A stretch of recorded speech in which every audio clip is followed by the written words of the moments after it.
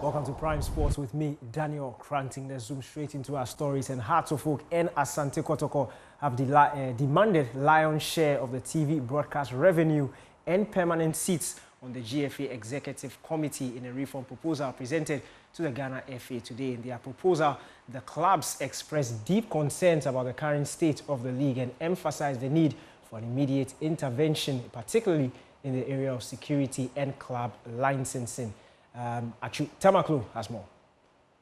Clubs want automatic slots on the GFA's Executive Council, which will require changing the current statute to exempt 2 members from the council's elections. They are also asking for revenue share of the broadcast rights deal to reflect their contribution and the number of their televised matches to be made known before the commencement of each season.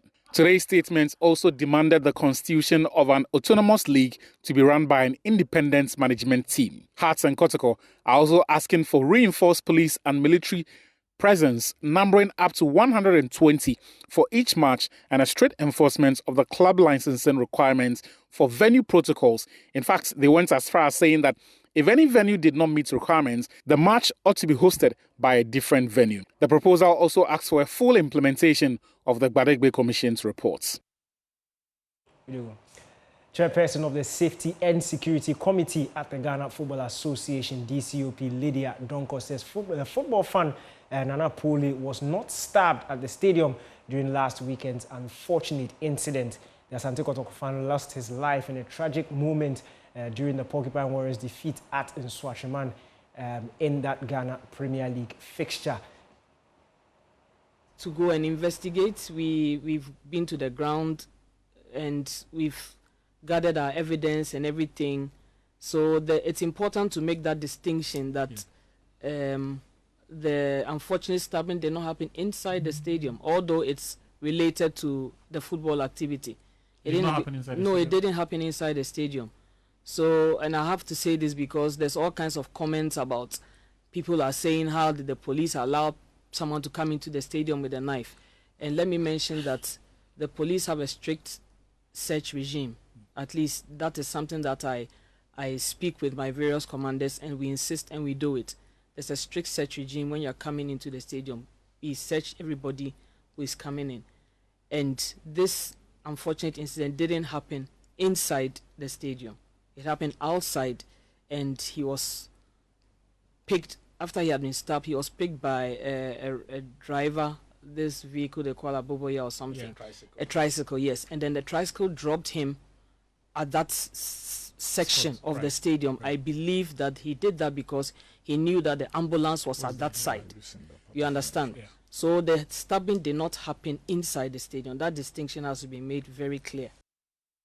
DCOP Lydia Donko also vowed to ensure standardized procedures going forward to clamp down on hooliganism at match venues.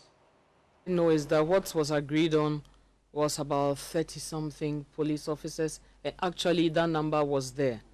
That number was there, but I think there was quite a number of them in the inner perimeter, and then neglecting the stands and other places. So, as I mentioned earlier, we are looking into all of these things, and hopefully going forward, things are going to be more standardized. And this also brings the conversation which we all need to start looking at, the issue of stewards. In our football space, we don't have stewards being a standard form of security adding to what the police is doing.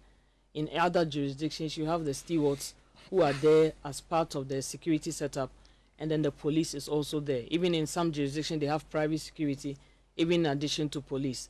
So we are looking at that and hopefully encouraging clubs and all of the people involved in football to start formalizing and looking at the issue of stewards so that those numbers will also be there and then to complement what the police provide.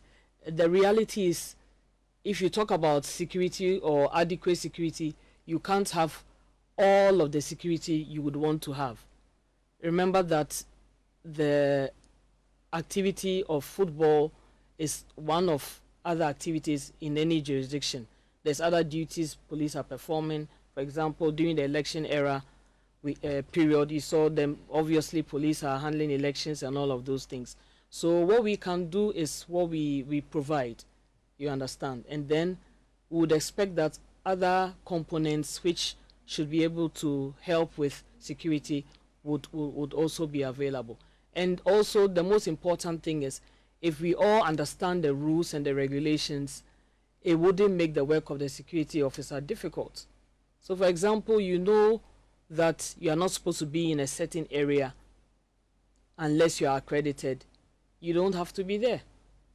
But we see it happening. People walking across, people are club owners or club officials. I own the club, so I can go into the tunnel. You know, I own the club, so I can go to any other space. But if you understand this, it makes the work of security quite easier, and everybody understands what they are supposed to do. So we have to, obviously, as you mentioned that you didn't see that many, or what was agreed on at the pre-match is not what was on the field and everything. So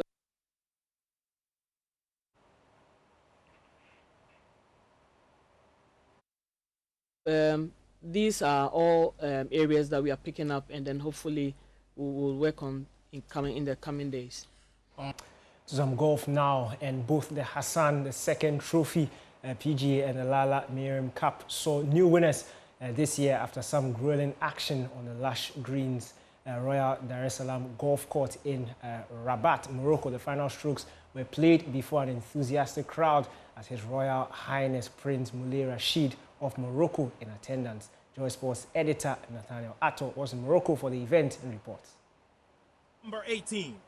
This is where the magic happened for Miguel Jimenez as he towered above all to give those master strokes to win the championship for this 49th edition of the Hassan II PGA Trophy right here in Rabat, Morocco. Of course, the story has been that of a lot of wit and a lot of grit, and the defending champion from last year even said something ahead of time that it was going to be tough.